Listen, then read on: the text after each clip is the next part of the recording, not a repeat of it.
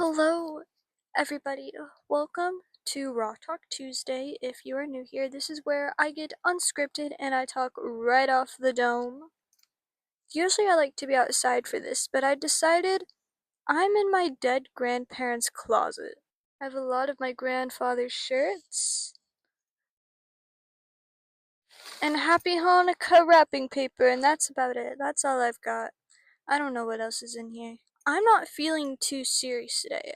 I didn't feel like talking about anything that really matters that much, so I just have some hot takes that I would like to discuss. Feel free to tell me any of your opinions on anything I talk about, or give me your own hot takes on other topics that aren't discussed. So, first of all, I think waking up early in the morning isn't a moral achievement. I think it's just having a schedule. Why is it like a moral achievement to wake up at 9 in the morning? Nothing stops me from waking up at 12. Nothing stops me anymore. I've been waking up at 12.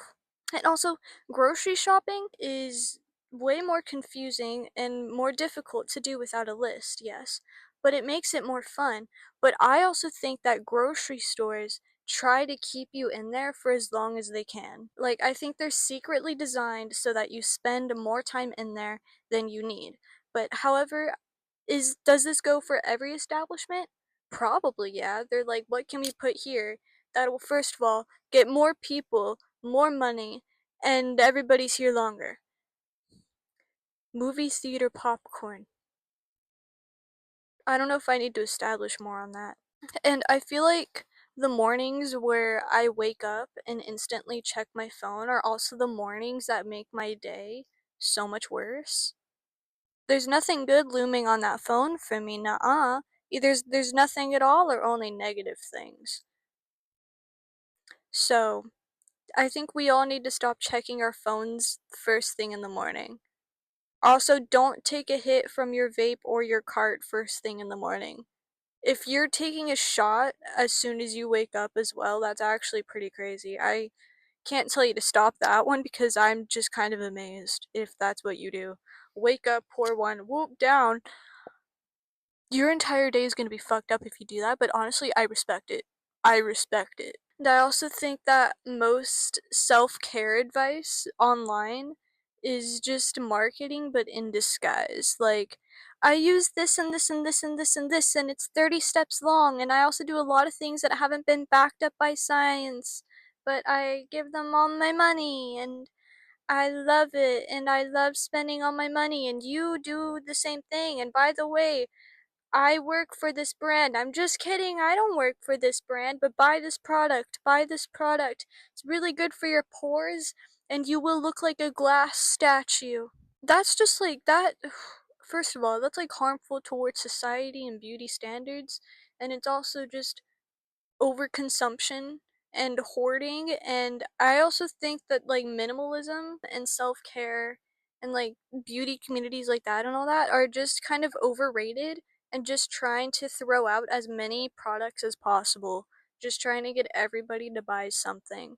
It's just all about money and probably having allergic reactions to products. One time I was watching, I think it was Death Note with my older sister, and we were doing skincare at like 12 in the morning, and then I started breaking out in hives, and then I found out I was allergic to something in my face mask, and I actually don't know what it was, but it only happened the one time. I didn't even know I was allergic to anything, so I was kind of proud of myself for having an allergic reaction because I was like, that's great. That's never happened to me before. So that was new. And I don't think we need new aesthetics every 2 seconds either. I feel like we're constantly micro trend right after micro trend, and I really don't understand why we just can't keep one, keep it, and keep it. Yeah. I don't understand what is in right now. Is Y2K still a thing? Even Y2K wasn't even Y2K. Very rarely did I ever see anything Y2K that was actually Y2K. I don't even know what I just said. I think people forget that Y2K stood for year 2000s. It's like, I swear to God, some of these people, it's like, you were there for the year 2000. Why are you wearing something they didn't even wear back then, but you're like, yeah, they wore this and this is hot and sexy. You can be hot and sexy, but don't lie about it being Y2K, because it's not. That is not Y2K. I think public bathrooms should also always have like really obnoxious music playing really loudly just to cover up all the awkwardness. It's like, why? I listen, when I went to prom, the bathroom was extremely loud, and I feel like that's how every bathroom should be. Just have like music where you can't even hear yourself. You don't Not a single thing can be heard. You can't go to the bathroom and make a phone call because everybody's going to think you're clubbing inside the bathroom now. I also think that ice water tastes better in glass cups than in plastic cups, and also we always know it's always like 2 in the morning as well that it hits the best. But I don't know if this is controversial, but I don't like anything grape flavored. Like, just recently I had a drink and it was purple punch, and I was like, great, it's grape. And it was. And it's just like that artificial grape flavor just always tastes like cold medicine to me. You can't have something grape flavored that doesn't taste like you're sick. And honestly, it's really upsetting. But what flavor I do think is underrated is lemon. I think lemon things are very underrated. I need to make lemon loft house cookies. Do you know how sick that would be? You know those really dry cookies that we all love, the sugar cookies? I want to make that. Lemon. How do they do it? How do they make it? I don't want it to be bad. I kind of like. I don't know. I kind of vibe with the dryness of them. I can't. People are like, oh, anybody that likes them are liars. But it's like you have to be lying to not like it. We all know that these are banger. Why are we saying that it's bad? Why are we like throwing out false information? Just eat what you want. Eat what you don't want. All right. That's the bottom line. I think people online also think they know way too much about everyone and everything, and parasocial relationships are way too common these days, and everybody wants to be an influencer. Do I think I'm an influencer? No. Do I post bullshit like this?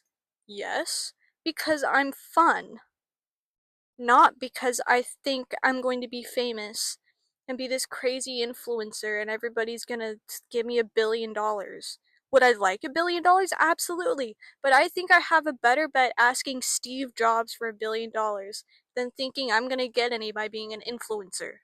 But also, if you post anything online, you're not only entitled to just positive feedback, because when you're posting something online, you're essentially asking for other people's takes. Obviously, you're asking people to agree with you, but as soon as somebody doesn't, then it's like, I didn't ask for your opinion. But you asked for their opinion when they were agreeing. But as soon as they disagree, then you're gonna act like you didn't want anybody to respond to anything you said. Hate comes with everything, man. Get used to it. And I also think most people don't want advice, they just want validation. And they just like to tell stories, so everybody's like, oh my god, what? And then people will pity them and feel bad. I think a lot of people also chase after that. They're just like, guys, my life is over. My fucking waffle fell on the floor. Thank you for watching. Subscribe.